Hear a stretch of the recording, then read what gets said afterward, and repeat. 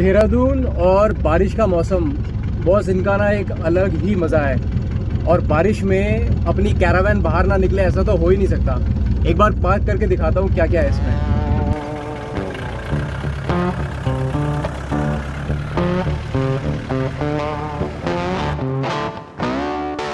अगर आप एक ट्रैवलर हैं, फॉर एग्जांपल आप कैरावैनिंग करते हैं या ओवरलैंडिंग करते हैं या आप सिर्फ एक ट्रैकिंग भी करते हैं मल्टीपल डेज़ के लिए, तो ये सीरीज़ आपको ज़ीरो से हीरो बना देगी इन नो टाइम। अगर मैं कैरावैनिंग और ओवरलैंडिंग के बेसिक्स की बात करूं तो एक सब्जेक्ट है जो सबसे ऊपर आता है और वो है पावर मैनेजमेंट। बॉस, आपने कितनी भी अच्छी कैरावैन बना ली है, आपने जो भी तामझाम डाल दिया, अगर आपका पावर मैनेजमेंट अच्छा नहीं है तो कहीं ना कहीं जाके आप फंस जाओगे, आपको मज़ा नहीं आएगा। सो इस सीरीज़ में मैंने पावर मैनेजमेंट को बिल्कुल सिंप्लीफाई कर दिया है।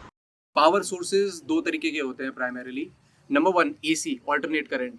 सो आपके घर की जितनी भी लाइटिंग है, फॉर एग्जांपल आपका पंखा, आपकी मिक्सी, आपका टीवी, आपका मिक्सर ग्राइंडर, ये सारे के सारे इक्विपमेंट्स चलते हैं एसी से। एसी का सॉकेट कुछ इस तरीके का होता है और इसमें इस तरीके का एक प्लग लग जाता है। तो this is the AC power. Secondly, second source होता है DC power. DC power basically आपका जो सेल फोन है, आपका जो रिमोट है, आपका लैपटॉप्स हो गए, आपके सारे के सारे इक्विपमेंट्स जिसमें एक सेल डालना पड़ता है या बैटरी डालनी पड़ती है, वो सारे के सारे डीसी इक्विपमेंट हैं। सो कुछ अहम सवाल, ज़्यादा इफ़ेक्टिव क्या है? तो इसका आंसर है एसी करंट। ज़्यादा सेफ़ क्या है? आंसर है डीसी करंट। झटका किस पे लगता है, करंट किस पे लगता है? वो है एसी करंट।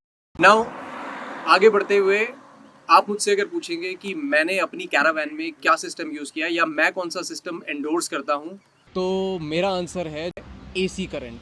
What?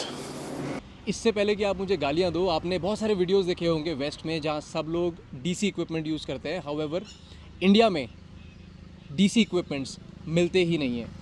हार्डली कुछ ही इक्विपमेंट्स हैं जो आपको डीसी के मिल पाएंगे, और जो मिलेंगे भी वो भी सुपर एक्सपेंसिव हैं। तो वो अफोर्डेबिलिटी के पॉइंट ऑफ व्यू से आप अवॉइड करें तो बेटर है। फॉर एग्जांपल, मेरी गाड़ी में एक क्रोमा का 96 लीटर फ्रिज है जिसकी कॉस्ट है अप्रॉक्सीमेटली 10,000 रुपये। वहीं अगर मैं ट्रॉपिकूल या मोबीकूल का डीसी फ्रिज लेने जाऊंगा तो उसकी कॉस्ट होगी लगभग 45,000 रुपये, और उसकी कैपेसिटी भी कुछ 40 से 50 लीटर ही होगी। सो इतना ज़्यादा डिफरेंस आ जाता है। हेंस ये ना अफोर्डेबल है नहीं इंडिया में, सस्टेनेबल भी नहीं है। तो अब आप अगर आपने अपनी ओवरलैंडर बनाई है या कैरावैन बनाई है, आपको कौन कौन से इक्विपमेंट्स की ज़रूरत पड़ने वाली है? सबसे पहले शायद आप एक फ़ैन लगाएंगे या एसी लगाएंगे। उसके साथ आपके पास एक इलेक्ट्रिक केटल होगी ताकि आप सुबह सुबह कॉफ़ी बना सकें। आपके पास एक हीटर भी हो सकता है अगर आप ठंडी जगहों में जाएंगे। इसके अलावा lighting is the most important part. Light तो हर गाड़ी में होती ही होती है। कुछ लोगों की गाड़ियों में मैंने गीज़र्स भी देखे हैं, और साथ साथ में other equipments like juicer, mixer, grinder, और मतलब डालने के लिए तो आप कुछ भी डाल सकते हो, बट ये भी एक बेसिक लिस्ट है जो ज़रूरत पड़ती ही पड़ती है जब आप एक आउटडोर एनवायरनमेंट में हैं और अपना कंफर्टेबल लिविंग इस्टेब्लिश करने की कोशिश कर रहे हैं।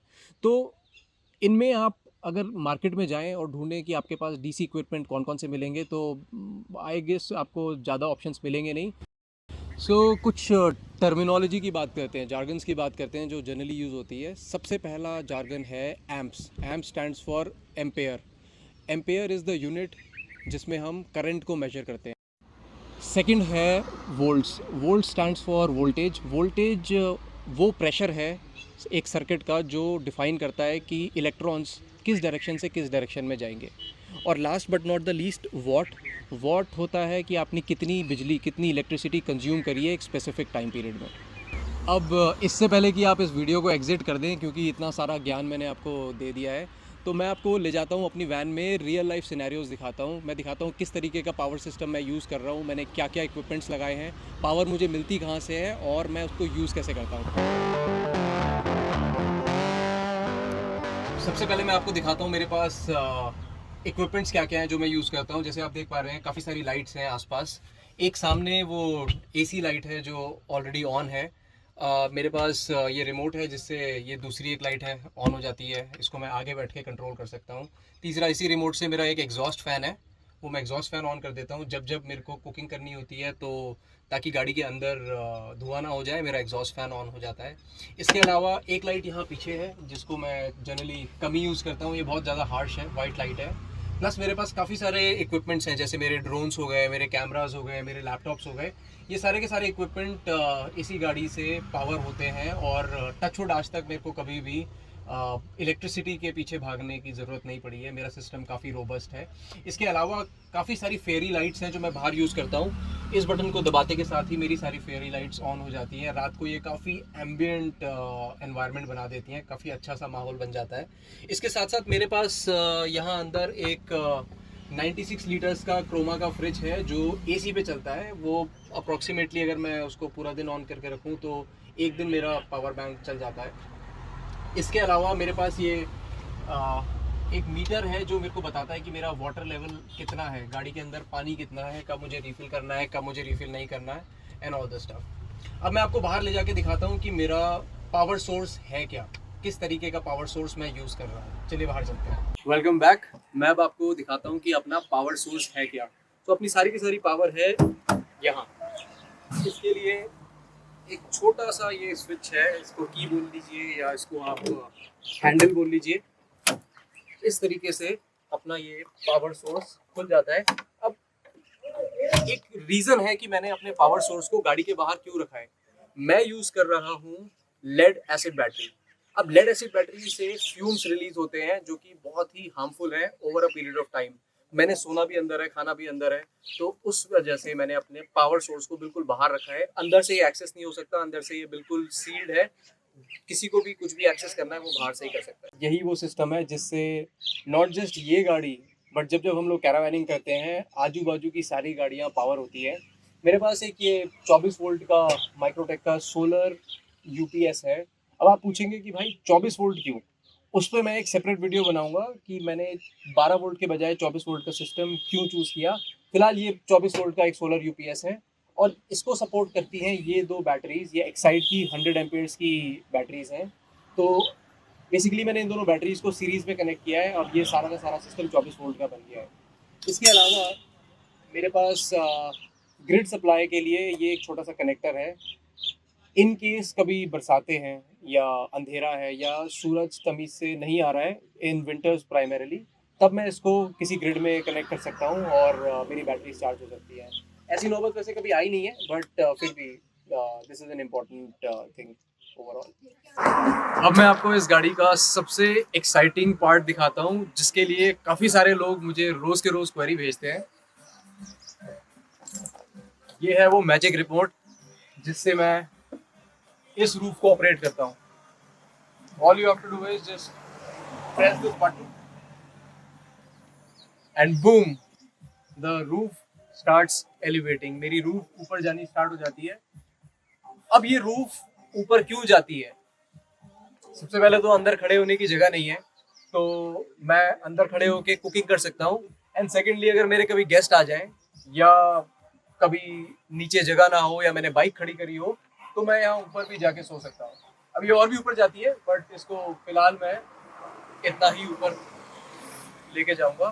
ये भी हमारे पावर बैंक से ही चल रहा है। इसमें लीनियर एक्चुएटर्स लगे हैं और वो लीनियर एक्चुएटर इंश्योर करते हैं कि ये पूरी की पूरी रूफ ऊपर चले जाए। लगभग लगभग ये 150 से 200 किलो का वजन है। तो this is why you need good power solution.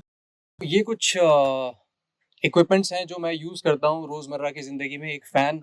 अब हिंदुस्तान इतना गर्म देश है, इतनी गर्मी होती है कि इस फ़ैन के बिना आप रह नहीं सकते। एसी मैं लगाना चाहता था बट वो सस्टेनेबल नहीं है। बट सो ये कुछ 800 वॉट का फ़ैन है, डज़ अ परफेक्ट जॉब, बहुत अच्छा काम करता है। ये मेरे सारे कैमरास हैं, ये ड्रोन की बैटरीज हैं जो बहुत जल्दी एग्जॉस्ट हो जाती हैं। इनको दिन में एक एक दो दो बार चार्ज करना पड़ता है। ये मेरे वॉकी टॉकीज। इसके अलावा आपके सेल फोन की बैटरीज हो गई, लैपटॉप्स, आपके लैपटॉप ऑफ कोर्स ठीक ठाक बैकअप दे देता है, बट स्टिल जब आप एडिटिंग कर रहे होते हो तो दिन में दो दो बार तीन तीन बार आपको चार्जिंग पे लगाना पड़ता है। ये मेरी एक इलेक्ट्रिक केटल है, ये हर रोज सुबह यूज होती है। इस केटल में मैं जनरली अपने लिए कॉफ़ी या बाकी चीज़ों के लिए पानी वानी गर्म कर लेता हूँ। तो ये एक बेसिक सा सेटअप है। ये वाला जो एक पोर्ट है जनरली इसकी मैंने केबल एक्सटेंड करवाई है, तो ये एक गाड़ी से दूसरी गाड़ी में चले जाती है and makes the life pretty easy. इसके अलावा मेरे पास पंप्स हैं जिनके थ्रू पानी ऊपर चढ़ता है and all of those things do operate from the same power source. So ये है अपना छोटा सा तामझाम। इस सारे तामझाम को पावर देने के लिए मेरे पास है अप्रोक्सीमेटली 100 एम्प्स का 24 वोल्ट सिस्टम। अभी मैंने आपको अपनी वैन का टूर दिखाया जिसमें हम लोगों ने सिर्फ और सिर्फ पावर की तरफ फोकस किया है, किस तरीके का सिस्टम मैं यूज़ कर रहा हूँ ये डिस्क्राइब किया है। अब इस पूरी सीरीज़ में आगे क्या है, मैं आपको सिखाऊंगा कि अपने यूजेज के लिए, अपनी गाड़ी के लिए आप किस तरीके से एक सेटअप बना सकते हैं। आपको कितनी पावर चाहिए होगी, कितनी बैटरीज चाहिए होंगी, आपका सोलर पैनल कितना बड़ा होना चाहिए, क्या आपको सोलर की ज़रूरत है या आपको एक जनरेटर की ज़रूरत है, या आप लिथियम बैटरीज ले सकते हैं। तो वो सारा का सारा हम एक अगले एपिसोड में डिस्कस करेंगे। तब तक के लिए अपना ख्याल रखिए। Thank you.